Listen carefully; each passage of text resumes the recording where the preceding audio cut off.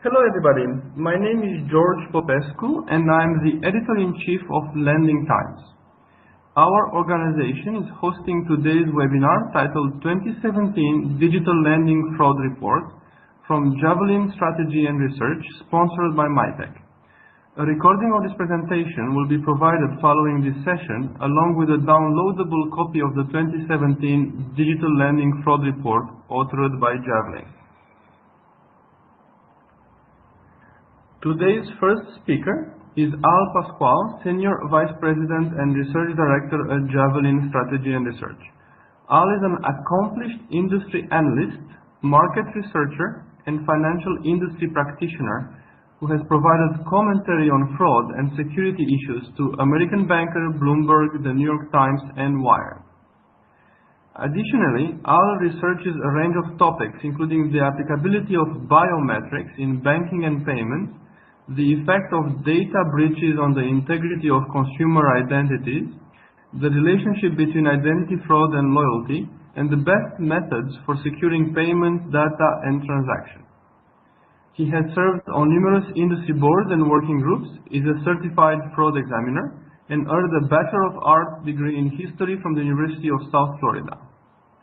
Today's second speaker is Patrick Swisher, Senior Product Owner at Mitek. Patrick has nearly 20 years of software product experience, with more recent years at Mitek Systems and ID Analytics, which focuses on identity verification and fraud protection. Patrick resides in San Diego and has a master's degree in psychology and a BA in computer science. I will now pass the presentation to today's first speaker, Pascual. Thank you, George. So I'm excited to share today's research. This actually comes from a report that we just published, the Digital Lending Fraud Report. We're going to cover a lot of that content that's in that paper, and I know the paper will be made available at some point to everybody, but you're going to get a good glimpse at a lot of what we cover in that study. We're going to start by talking about how lending is changing and what that means for the nature of fraud. We're going to dive into a number of different trends and drivers, specifically around digital lending and fraud. Then we're going to talk about solutions, right? How do you manage for that risk, and really, what is the role of identity proofing, right? The notion of going beyond simple identity verification. Our friends at Mitek are going to talk about what they're offering and how that aligns with some of today's research. And then we're going to crystallize it all into a conclusion, some takeaways, give the folks on the line today an opportunity to ask questions. So lending is changing, right? And how lending is changing is an unquestionable consideration if you are responsible for managing fraud risk. We know that whenever any kind of financial product or service is introduced or changed, that means that we're going to be confronted with new types of fraud risks. So what's happening in the lending space, and what does that mean for fraud? And that's where we're going to start.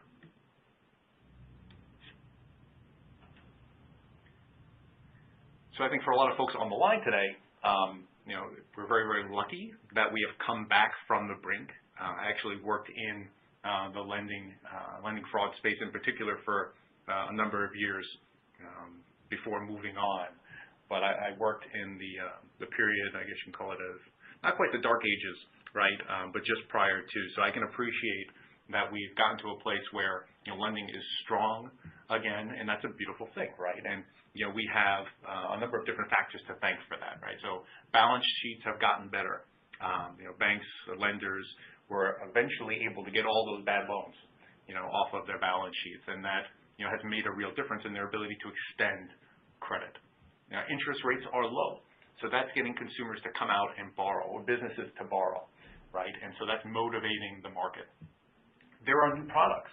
So products that didn't necessarily exist before the Great Recession are now also helping to get the lending market going.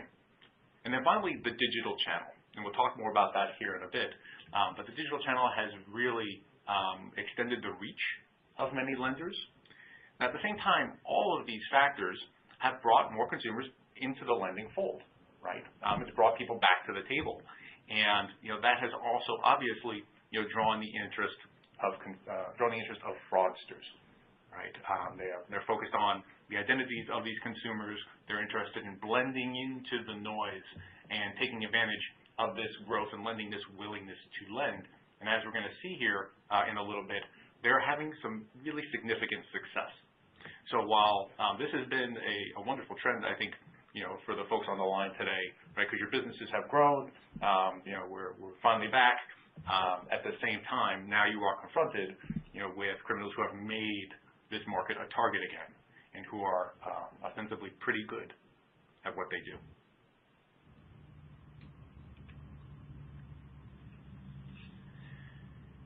So the headline is an interesting one, right? Convenience of digital is an undeniable lure. It's not just a lure for the consumer, though, right? It's a lure for the fraudster. I mean, really consider that we have gone beyond the point of being branch leaning, of relying on that face-to-face interaction to get a new loan, right, or new loan product as consumers. We are more digitally oriented. Right. So, I mean, for our everyday financial needs, credit cards, DDA accounts, more often than not, we're looking to digital channels to open those accounts. But even for lending products, right? So you move further down the line here, auto loans, mortgages, 1 in 3 consumers, turn to digital channels to open an account for an auto loan. 4 in 10, turn to digital channels for a mortgage. And we expect these numbers to increase rapidly. So what does that mean? Well, I mean, that means at the end of the day, when you're thinking about managing fraud risk, you have to recognize that all those investments you've made over the years in managing fraud that were predicated on the channels, what we call offline channels. Well, maybe some of those investments need to be realigned, right? And maybe some of those strategies need to be changed because consumers are shifting to digital channels and they are bringing the criminals in tow. Not everyone here, though, I think on the line today is going to come from the same kind of organization. Now, some folks may be from larger providers, and others may be from smaller organizations. And something to be aware of is that the analogy is kind of a tired analogy, but I think it's worth using. It's the balloon, right? Everyone talks about the fraud in the balloon. You squeeze one end, and fraud comes out the other side, right? The balloon grows on the other side. And I think very much the same can be said about how criminals choose their targets. So really consider that when it comes to using digital, right, allowing consumers to open accounts, to apply for products using digital, larger institutions generally have more experience. So what you're seeing here is the rate at which consumers, open new accounts in digital channels, across large banks and, everyone who is not a large bank over the last 12 months. And there's a pretty clear disparity as you work down the line. While the relative rate of online account opening for something like a credit card is very similar for big banks and small, right? For everybody else, there is a real significant difference for all of these other kinds of products, right? And so what that means is for the largest institutions, the largest lenders even, they have a lot of experience in managing, or they have more experience anyway, in managing fraud risk in digital channels, right? So that means their controls should be more tested, and at the end of the day, that's going to create a series of haves and have-nots, and it's going to force criminals kind of downstream to smaller organizations which maybe have less experience. So it's just something to be mindful of, right? If you are a smaller lender, those big banks, those big lenders, they're doing it every day. They've made really considerable capital investments. Meanwhile, you're in a position where you're a really attractive target because the criminals are going to give up, or attack those larger targets at a lower rate and look for softer targets, and you may just be getting in a position where you've instituted new controls. So what can you do? And we'll get to that here in a little bit. So that's some of how lending has changed, and the role that digital has had.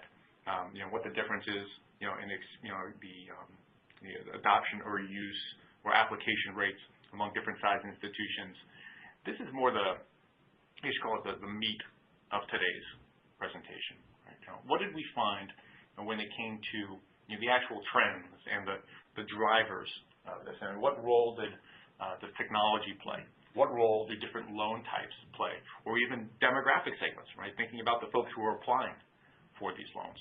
And that's some of what we really got into in the report to try to figure out, what do you need to do? What do you need to address in order to be successful in managing digital lending fraud? And we'll get to some of the data here in a minute, but in kind of starting with this, overarching, the overarching metric or measure, we call it new account fraud. In essence, you may view that as loan origination fraud, application fraud, whatever the term may be. The fact of the matter is new account fraud is on the rise. It has been on the rise. I'll put some dollars and cents around it here in a minute. But it is growing significantly, and it has been growing pretty significantly. And that's due to a couple different factors, at least from the criminal's point of view, right? I mean, their tactics are getting more sophisticated. They have entire economies, right? Criminal marketplaces where they can get all the information that they need. At the same time, their tools are getting better, and we'll talk about some of those tools here in a bit as well. But they are bringing to the table capabilities that could only have been made possible, right, or successful because of digital. The fact of the matter is them being able to use all that stolen PII, it's only convenient because they don't have to stand in front of you and present it, right? They do it all from a distance. The automation, being able to attack you over and over again within seconds, is not something they could do if they had to walk into a branch, right, or walk into a loan store and apply. If that's not possible, it's only been made possible because of digital. And those kinds of factors are driving this growth. So what kind of growth are we talking about? Not inconsiderable growth. We're talking about billions of dollars lost. So your eyes may be drawn when looking at this chart to the beige section of those bars, right? I mean, those are the larger sections to be certain. But those represent new account fraud for everything that is not a loan, right? That covers a lot of different products. Meanwhile, loan new account fraud, right? So loan origination fraud is growing at gangbuster pace. So you really consider between 2014 and 2015, the amount lost more than doubled, right? From 500 million to 1.1 billion. It grew again from 2015 to 2016 by almost 50%, right? So it slowed a bit, to be sure, but it became a much bigger part of. It's becoming a much bigger part of the pie, and it's growing much more quickly than new account fraud targeting other types of accounts, and it makes sense, right? Because lending fraud is something, or fraudulent loans are a place where you can quickly monetize that effort. Whereas opening a new DDA account, for example, may be used to funnel money, right? Use it for like money laundering or as a mule account. So it's less, immediately monetizable, if that's even a word. But really, we're seeing this growth, and we expect this growth to continue. Every year we do an annual study, on how fraud is changing, and we anticipate in the next few months, learning that this is a trend that unfortunately is not going to lose any steam. The reason we say that is just because the factors that underpin it aren't really changing, right? Some of the things I've already talked about are very much the same today, as they were a couple of years ago. And the hope is that in today's webinar, we can share some strategies to help undo that trend, right, to slow this down. But for now, I think there's some more pain to come. So, what are some of the factors that criminals have been taking advantage of, right, or what's been driving, some of their efforts when it comes to digital lending fraud? Well, first and foremost, data breaches are playing a very, very big role. Now, they don't necessarily always need a breach in order to be successful, right? We're going to talk about the difference between, true name fraud and synthetic here in a little bit. But the fact of the matter is there's also a number of places that they can go to get that information for free. It's just that breaches are making it much worse, right? If there was any information that criminal was missing, didn't know, but needed to know to open an account, to get past that KBA, for example. Data breaches are filling in those gaps. So now you can go and purchase not just individual data elements, but you can purchase entire profiles, entire identities. So everything from your name, address, social, and date of birth, right? Those key, pieces of information you need for CIP. But on top of that, you can, capture, or you can buy as part of that profile, answers to KBA questions. You can buy information on existing accounts, usernames and passwords.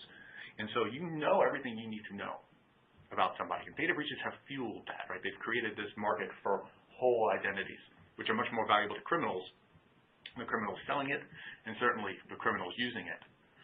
They're able to, they're partially motivated, and they're able to get away with that because, we have, over the years become very reliant on validating PII as a way to establish whether or not we're dealing with a legitimate identity.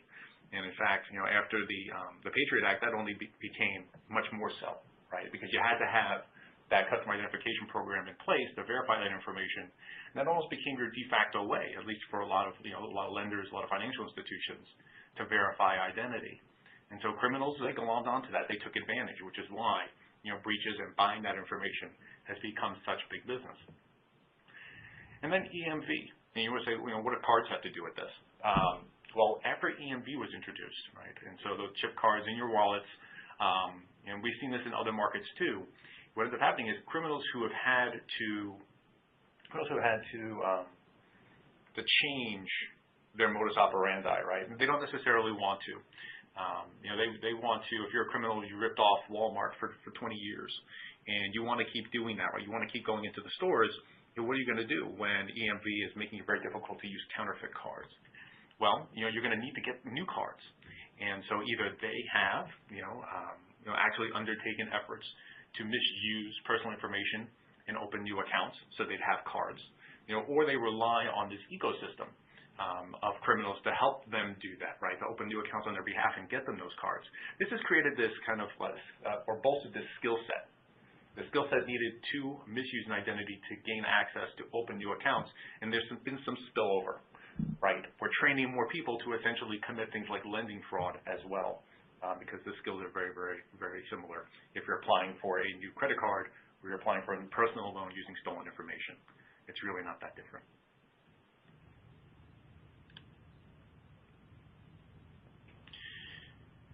So going back to my earlier point around automation, something that was not possible or practical, right, before is now something that's been made very, very real because of digital. You have all of this personal information as a criminal. How do you capitalize on it, right? As the institutions on this line and others have gotten better at, detecting fraud, right, at identifying when personal information doesn't match or doesn't make sense in an application, what criminals have essentially done was up their chances, right?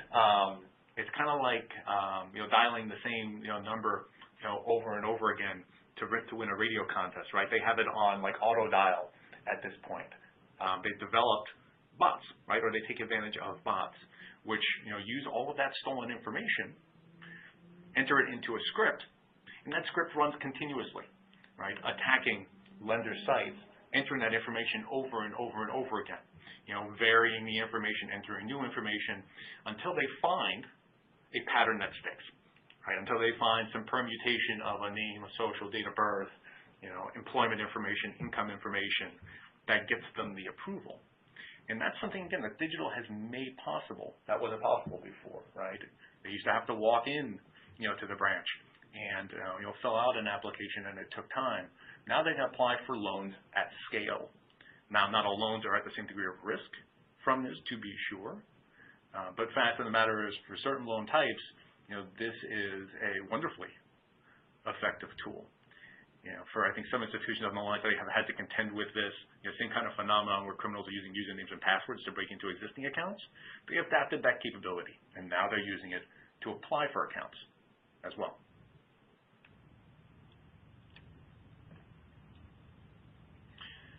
So I think some of this beckons the question, though. Are all types of loans, or do all types of loans face the same degree of risk? Right? Especially when you start thinking about digital. And the answer is no.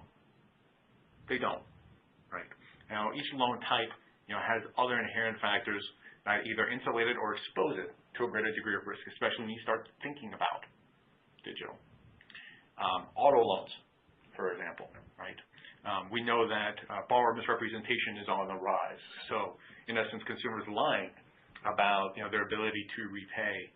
But some of the nature of an auto loan, in that there's actually underlying collateral, helps to insulate the market a bit from fraud. Now, what digital does allow consumers to do is maybe be a little more generous with their personal information, right? Because they're not sitting in front of anybody. They are braver because of it. But it hasn't necessarily made criminals' efforts, right, third-party fraud, that much easier. You're not going to use a bot to apply for an unlimited number of auto loans. It's just a little bit less practical. Not impossible, just less practical, right? For mortgages, significant changes have been made in the way that mortgages are originated, right? The rules have become much stricter, especially around things like, verifying income and employment. So that's going to also make committing digital fraud, digital lending fraud with mortgages much more challenging. At the same time, you should be able to bring additional tools to bear, tools that you had to bring to bear, tools that only got developed because of the mortgage crisis. So in some ways, mortgages could be made even safer than they used to be. And speaking from experience, having seen, forged W-2s and, complete fabrications of information, I think we're much further ahead of where we once were. On the flip side, personal loans are a massive target. They are almost feature built for committing fraud in digital channels, right? There's no underlying collateral, right? They can be applied for in high volumes and quickly monetized, and especially over the last 4 or 5 years with the advent of marketplace lending, peer-to-peer lending, whatever you want to call it. They have been put in a position, criminals, of being able to apply for accounts and having to provide very little in the way of additional information, right?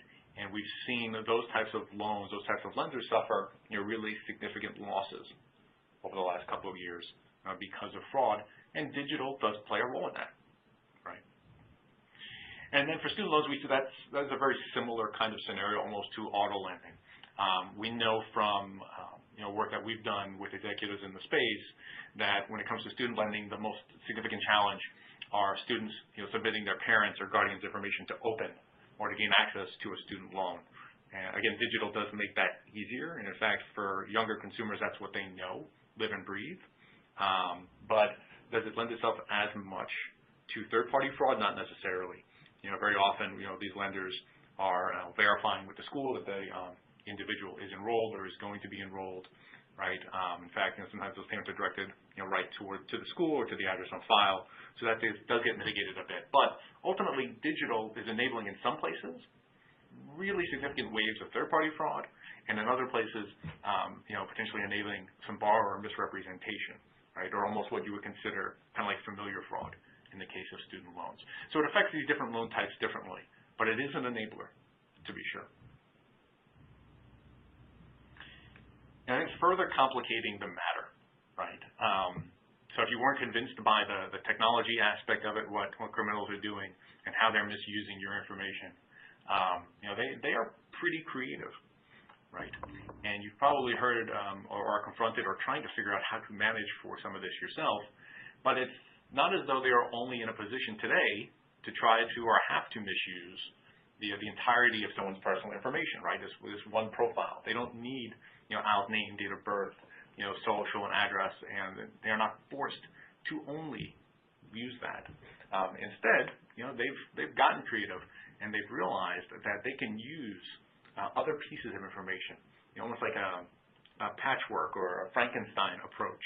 Taking a name from one place, an address from another, maybe a social security number from a child, stitching them all together, and either building that identity up over time, which is something that they are very inclined to do when they want to get a high value loan, or just maybe using those permutations, different permutations of that personal information over and over again until they find one that sticks for a low dollar, maybe a short-term loan, right? So this is known as synthetic identity.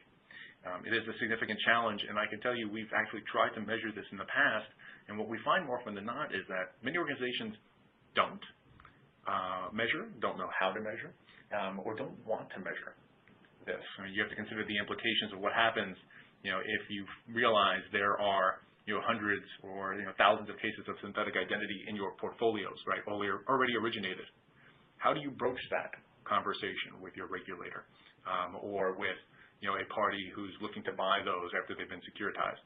That's a very, very tough conversation to have. And so there's a lot of questions to how these are managed. It's no easy challenge to navigate. But another thing that's only been made possible because of digital, right?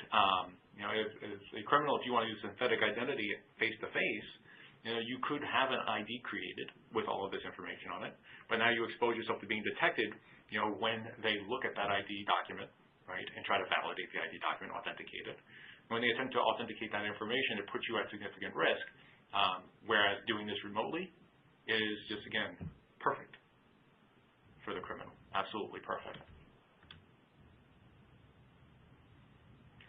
And finally, one of the factors that I mentioned early on we also considered were demographics, right? How is lending fraud affecting these different segments, and what does that mean for your ability to detect fraud when it does occur? The shame of it is, among these three different segments, millennials are the most likely to have their personal information misused to open a new fraudulent loan. Why that's a challenge is not only because it's not only a challenge for the millennials who are having their information misused, but when you consider what ends up happening after those accounts are opened and how you're currently validating their identity. It's hard enough with some younger millennials to be able to validate their identity with solutions like knowledge-based authentication, right? Because the younger consumers are going to be more likely to be thin file or no file. What happens when criminals begin opening up accounts using their personal information, those accounts get added to their record, and now you attempt to validate the good consumers later on using that information, using that fraudulent information. So it's just adding more noise to the traditional methods of managing for fraud risk. Right? Millennials don't do, and we have more data in the report, they don't do as good a job of managing or monitoring their own identities, and that's just feeding this trend. But when you consider the long-term implications and the challenges, right, it should shape the kinds of tools and the approaches that you're using to manage for fraud risk. So you need to consider what the criminals are doing. What's the product like? Who are you trying to serve? And we talk about that in more aspects here in a bit when it comes to actually solving for the problem. But there's definitely a lot to consider.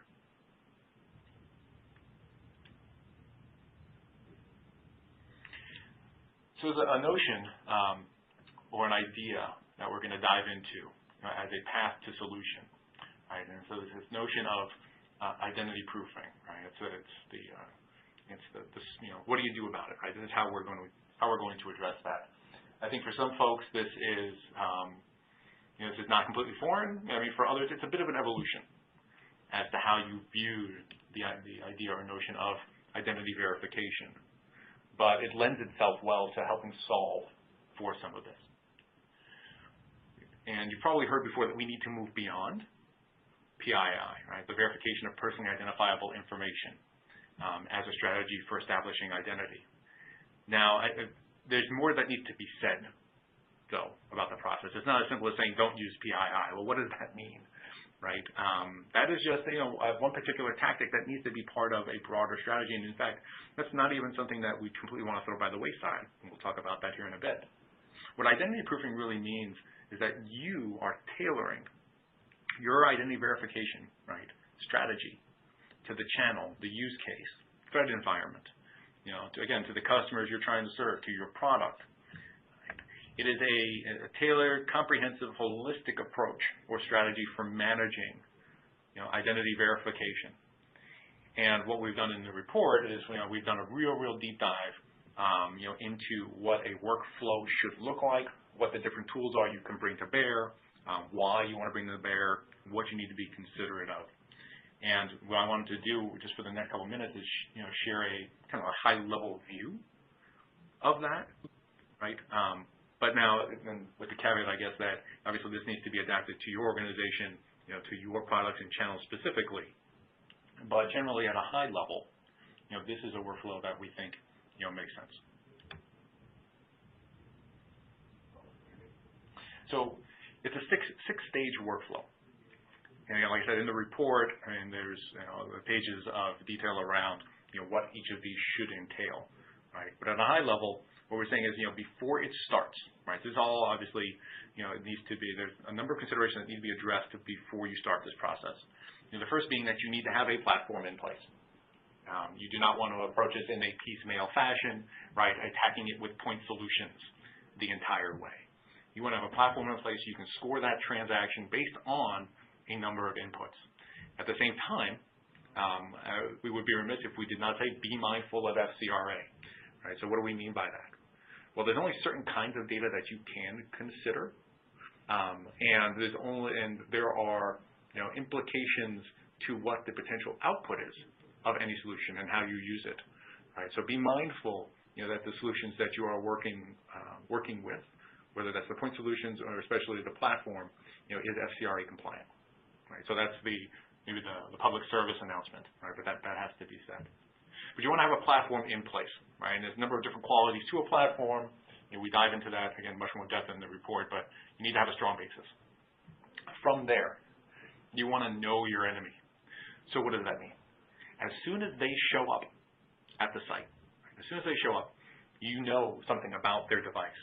Right? So you know where it's been, you know whether or not it has good or bad known behavior, right? You're looking at the behavior of the user on the site. Are you seeing a lot of automated looking activities? Are they moving too quickly? Are they filling out things too fast? What do you notice as soon as they show up? Right? That's knowing your enemy. Next, you have to consider the customer experience aspect of it. What you can essentially do alongside managing for fraud risk is take steps to streamline the data entry process.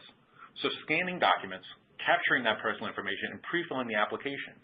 At that point, you're validating identity documents potentially, right? You're making it easier for the customer so they're not sitting there typing in all that personal information.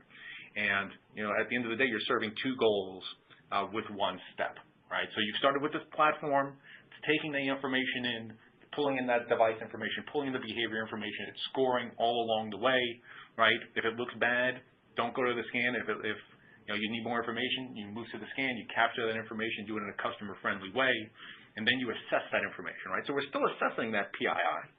We still want to make sure it's valid. And in fact, we even want to know things about the PII outside of just whether or not it matches anything else, right? We want to know if that the PII has a good or bad history, right? We want to know whether or not the phone number, matches the purported owner of the account, right? So you want to leverage that PII in many different ways in order to feel good about the applicant. Now, if you need additional information, you want to maybe verify employment, all right, as part of this process, you can make another automated pass, right? Scan additional documents, capture additional information, feel better. But you want to capture as much as you can in an automated fashion or low friction fashion before you get to the manual review, right? Now, once you get to the manual review, again, streamlining is absolutely critical. So starting with a checklist of things that that analyst or investigator should be looking for, so they potentially could cut down on the amount of work and before they dive into researching public records, before they start making calls to employers. That should always be the very, very last step. It's the bottom of the funnel by touching as few loans as possible. So I do encourage the folks on the line today to dive into the report as well. I think you're going to find a lot of stuff in there that's really applicable to you. But there's a lot that we can do to come up with a workflow that is really considerate of resources and time, that allows you to be as automated as possible. Because this business, the only way it scales is by cutting out the manual processes. And I think there are enough capabilities, enough tools in the market that can effectively manage for all those risks we talked about earlier without relying on people sitting down, staring at an application, staring at documentation, paying $5 or $20 for an identity report, right? We can do all that for much less, much more effectively, and not impact the customer experience. So with that, I wanted to pass it over to Patrick to talk a bit about what some of this can look like and how Mitek is helping to enable that. Patrick.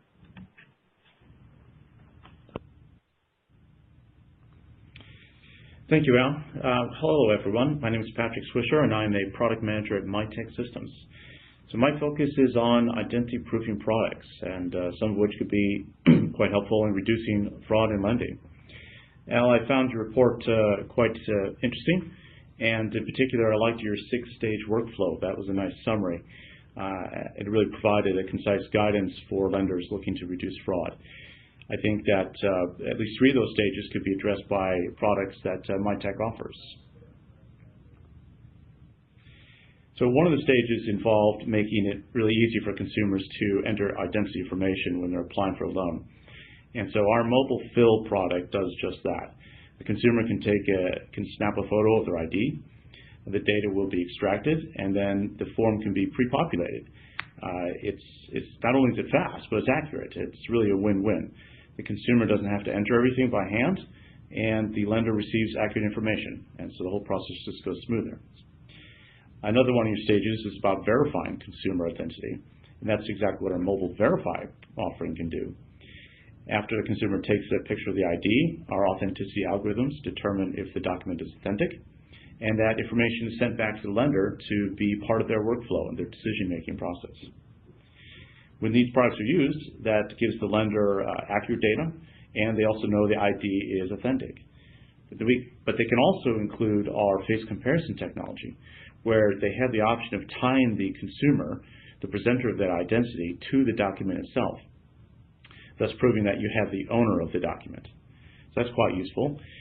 And of course, one of your stages is referring to collecting additional information, additional identity supporting information, often referred to as trailing docs. Our mobile docs products can help you with that too, by guiding the consumer to take really good pictures of full-page documents or oddly shaped documents like utility bills or pay stubs. And again, so it's useful as part of the lender's workflow. And by capturing these digitally, the consumer's personal information is securely transferred directly to the lender.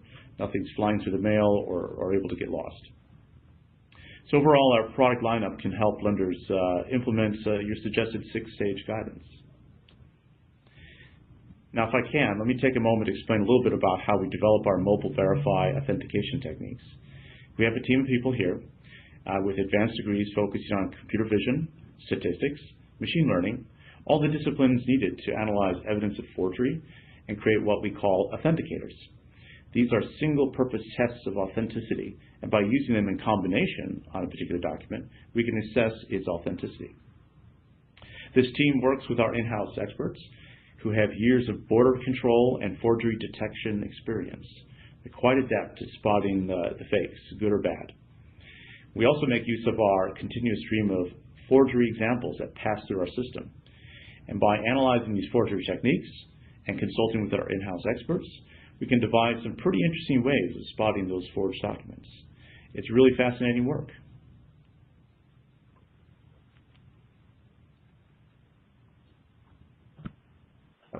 Al, back to you. Yeah, I appreciate you, keeping it to the point, short and sweet. It's a beautiful thing. So we're going to close this out with some thoughts. Open up an opportunity for the attendees today to ask some questions. So I think the 3 things that you need to walk away from. First and foremost is, yes, lending is getting better, right? The economy is moving, in a good direction, mostly, right? I guess that needs to be caveated a little bit, but the fact of the matter is, lending's back, right? How do we protect it? Because while we've come up with these processes that extend our reach, allow us to reach new potential borrowers, right? And extend credit in the way that we want to extend credit. The fact of the matter is, those same kinds of capabilities have allowed criminals to leverage these new tools, to leverage the botnet, to leverage the synthetic identity, to take the information from breaches and use it against us, right? And so things that they couldn't do before. To be successful, we need an identity proofing strategy that's specific to our business, right? To your business, to who you're trying to serve, to the types of products that you're offering to the market. And you can't rely on simple validation of PII. It needs to be specifically tailored. Fortunately, today we have those capabilities. It's just a question of bringing them, all together in the right way. So with that, I think we're going to move on to Q&A.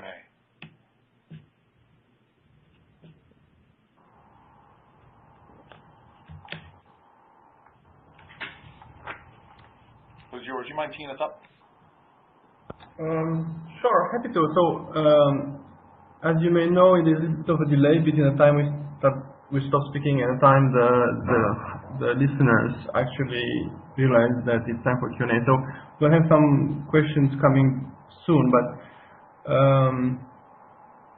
in the meantime, we have one question that I think it's worth addressing: is how does Mitek Mobile Verify compare to other similar solutions?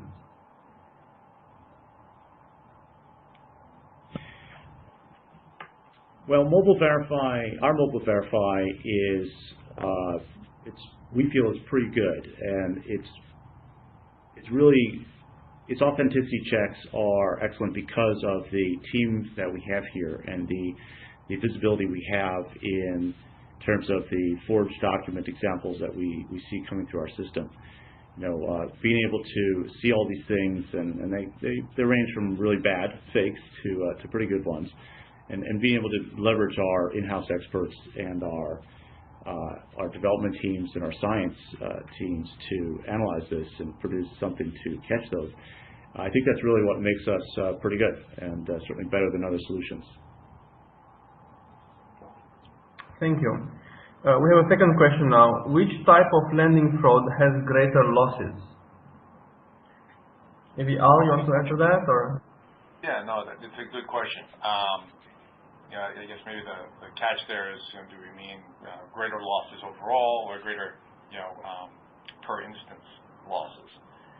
So it's tough to answer without knowing, that aspect of the question. What I can tell you is that mortgage fraud has fallen off a cliff. It represents a relatively small portion of those numbers that I showed today. Most of what you're seeing there is actually from personal loans. So that's the bulk of the losses that are shown on that slide. It looks like we have another. Thank you so much, Al. Please. Sorry about that. It looks like we have another question here. It is, what things do you look into to make sure it's a valid capture? That's a really good question. We have a offering we call MySnap, and MySnap is our capture technology. It's been honed over quite a bit of time, and it really works well. And what it does is it guides the consumer to take really good pictures by providing that real-time feedback on brightness, glare, sharpness, and the full document is in the frame. And so these are the aspects that we make sure are there in order to get a good picture. And of course, this technology guides the user towards doing it properly. And it looks like we have another one. Please. What are some of the common fraud techniques that you see? Oh, another interesting one. Well, most of the time we see the biographical data. This is the data that is intended for people to read. The stuff at the kind of the top of the ID, not a machine-readable zone or a barcode, obviously. We see that being altered and the main portrait also being altered. Because people will grab an existing ID and try to modify it for their purposes, and so they have to put their names in there or their faces in there. So those are the two main areas that we look for when we are trying to detect when somebody has forged an ID or altered something real. And it looks like we have one more. Go ahead. Does Mitek support international documents or only U.S. documents? We actually support both. And of course, the MySnap technology I mentioned works with any document, so no issue there. But our Mobile Verify products can process both international and U.S. documents. And Patrick, I just wanted to jump in real quick too, and coming back to that earlier question. To qualify the answer, what we don't have in our data is borrower misrepresentation in particular. Because our data is based on consumer responses, and we don't ask consumers if they've committed fraud. So it's based on, my earlier response was based on third-party fraud, by the way. So if you're responsible for navigating borrower misrepresentation, I think that maybe needs to be an offline conversation. Great. Any other questions?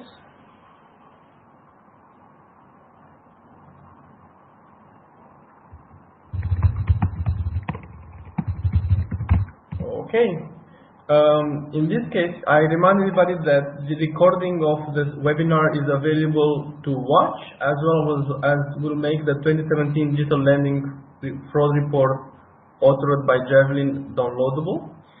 And I would like to thank both our speakers for taking the time for this webinar today. I hope you all enjoyed this event. I want to remind everyone that the webinar is recorded one more time, so you can watch it later in different time zones. And finally, to all our audience, if you have an interesting topic or idea you would like to share, please don't hesitate to partner up with Lending Times and let us help you moderate your next webcast. Thank you very much and have a wonderful day.